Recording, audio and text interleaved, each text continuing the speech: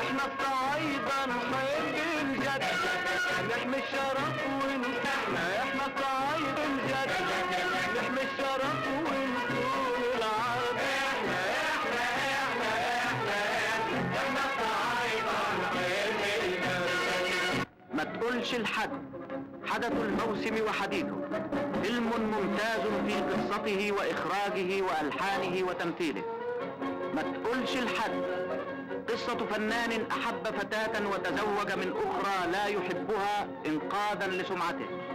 ما تقولش لحد قصة فتاة ساذجة التقت بفتى أحلامها فبذلت أقصى جهودها لتفوز بحبه، وحاولت أن تحقق له السعادة، ولكن محاولاتها جلبت عليها التعاسة والشقاء. اعذرني يا قمر الدين. أولا أنا اسمي وحيد، ثانيا الاندماج ده زيادة عن اللزوم. طب ما تزعلش يا وحوح، البروفة التانية هتكون أحسن من كده. لما نشوف، ودلوقتي اتفضلي مع السلامة.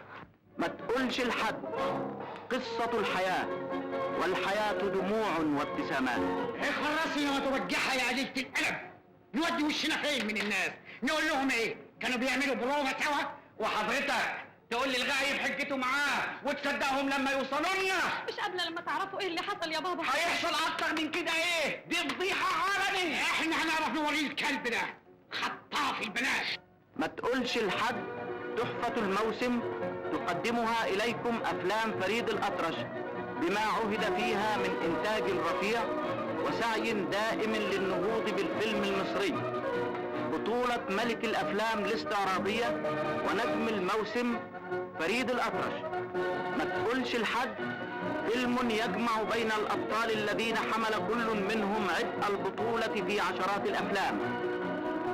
نور الهدى تلتقي لأول مرة مع فريد الأطرش فتسجل أعظم مجد لها على الستار الفضي وتغني أعذب أغانيها من ألحان فريد الأطرش. عاشق مهما تكون تفتح قلبك بيدي، يا عاشق مهما تكون تفتح قلبك بيدي، تهشك والغير الله، تهشك والغير الله، تكفي الدنيا يحن عليك.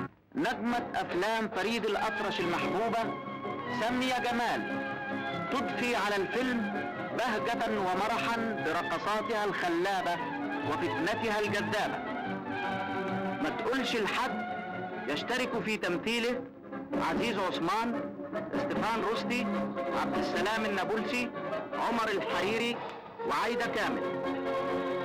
ما تقولش لحد تستمتعون فيه لأول مرة في تاريخ الأفلام المصرية بأغاني سودانية لحنها فريد الأطرش ويغنيها المطرب السوداني إسماعيل عبد المعيد. استعراضات فخمة تجمع بين ألوان الرقص الشرقي والغربي، تبلوهات حية اشتركت في تقديمها مئات الراقصات المصريات والأوروبيات. أعظم الألحان التي لا تجود بها إلا عبقرية فريد الأطرش. كتب قصته ووضع الحوار أبو السعود الإبياري.